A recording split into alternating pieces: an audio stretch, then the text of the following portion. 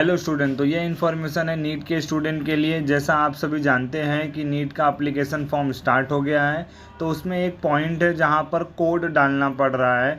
तो total 7 code है। अब बहुत सारे बच्चों को इस बात का डाउट है कि हमें कौन सा कोड डालना है। तो मैं आप सभी बच्चों के लिए एक शॉर्ट लाइन में सातों जो कोड है उनका डिस्क्रिप्शन में लेके आया हूँ, जिससे आप सभी लोगों का जो डाउट है वो पूरी तरह से क्लियर हो जाएगा।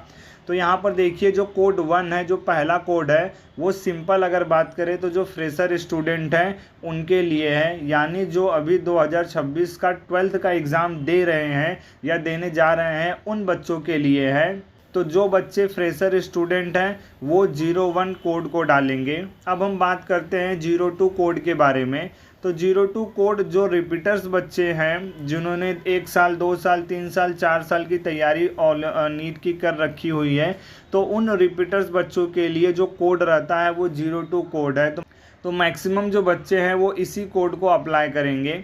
अब यहाँ पर हम देखते हैं कि जो कोड नंबर 3 है वो कोड नंबर 3 क्या कहता है। तो कोड नंबर 3 यहाँ पर देखिए कुछ एक इम्पॉर्टेंट पॉइंट है जो यहाँ पर ये बता रहा है कि इंटरमीडिएट प्री डिग्री एग्जामिनेशन।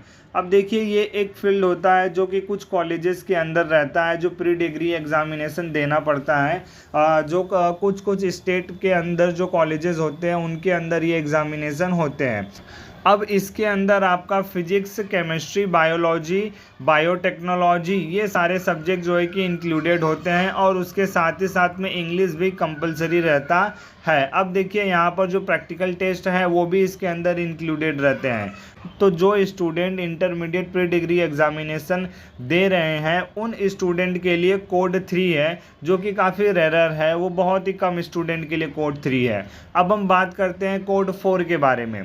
तो कोड 4 जो प्री प्रोफेशनल एग्जामिनेशन है या प्री मेडिकल एग्जामिनेशन है, जैसे कि अगर कोई स्टूडेंट BAMS या BHMS या BDS या BSc या फार्मेसी ये सारे कोर्स कर रहा है, तो उन स्टूडेंट के लिए कोड 4 है, उन्हें कोड 4 अप्लाई करना है।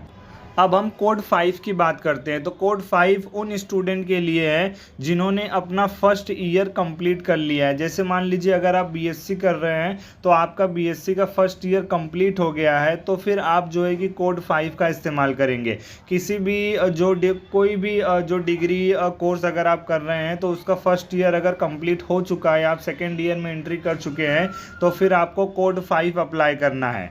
अब हम बात करते हैं कोड 6 के बारे में। तो कोड 6 सिंपल लैंग्वेज में जिसके पास में कोई भी डिग्री है, जो डिग्री होल्डर है, जैसे मान लो कि अगर आपके पास BSc कर रहे हो तो आपके पास BSc की डिग्री हो या फार्मेसी की डिग्री हो, कोई भी एक डिग्री अगर आपके पास है तो फिर आपको जो है कि कोड 6 का इस्तेमाल करना है।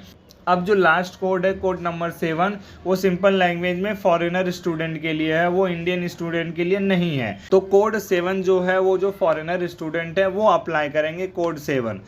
तो फिर यहाँ पर मैंने जो है कि काफ़ी शॉर्ट में और काफ़ी अच्छे तरीके से आपको जो है कि सातों कोड के बारे में बता दिया है। कोड 1 जो है वो आपका फ्रेशर के लिए है, जो फ्रेशर स्टूडेंट उनके लिए है। कोड 2 जो है वो रिपीटर्स के लिए है, जिन्होंने सिर्फ 12th के बाद में फर्स्ट सेकेंड थर्ड या मल्टीपल टाइम्स ओनली नीट ही अपीयर कर रहे हैं, नीट के अलावा कुछ और नहीं किया है, तो वो आपका कोड 2 अप्लाई करेंगे। नाउ अब जो है कि हम कोड 3 की बात करते हैं। तो कुछ कॉलेजेस, कुछ स्टेट ऐसे हैं जिनके अंदर कुछ कॉलेज होते हैं जो कि इंटरमीडिएट या प्री डिग्री एग्जामिनेशन जैसे कोर्स करवाते हैं।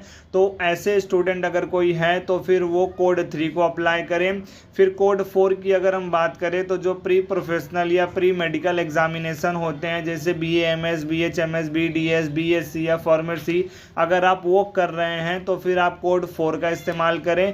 अगर आप जो है कि फर्स्ट ईयर पास्ड आउट हो चुके हैं, जैसे अगर आप BSc कर रहे हैं तो BSc में फर्स्ट ईयर आपने पास कर लिया है, सेकेंड ईयर में आप चले गए हैं, तो फिर आप कोड 5 का इस्तेमाल करिए। फिर हम जब कोड 6 की बात करते हैं तो जिसके पास में डिग्री है, कोई भी एक डिग्री होल्डर स्टूडेंट, जैसे BSc अगर है तो आपके पास BSc की डिग्री है या फार्मेसी की डिग्री है, कोई भी डिग्री होल्डर स्टूडेंट अगर है जो नीट दे रहा है तो वो कोड 6 का इस्तेमाल करेगा। और फाइनल जो कोड 7 है वो जो फॉरेनर स्टूडेंट है उनके लिए है कोड 7, तो वो जो फॉरेनर स्टूडेंट है वो कोड 7 का इस्तेमाल करेंगे। तो आशा करता हूँ आप सभी लोगों को अब कोड से रिलेटेड जो भी डाउट था वो पूरी तरह से क्लियर हो गया है। और भी अगर आपको कोई डाउट है तो हमसे ज़रूर पूछिए, और इसी तरह की और भी लेटेस्ट वीडियो के लिए हमारे साथ बने रहे। चैनल को सब्सक्राइब कर लीजिए। नीट से रिलेटेड जितने भी इंफॉर्मेशन रहेगी सब आपको इस चैनल के ऊपर अपडेट कर दी जाएगी। तो आप सब हमारे साथ बने रहें। Thanks for watching.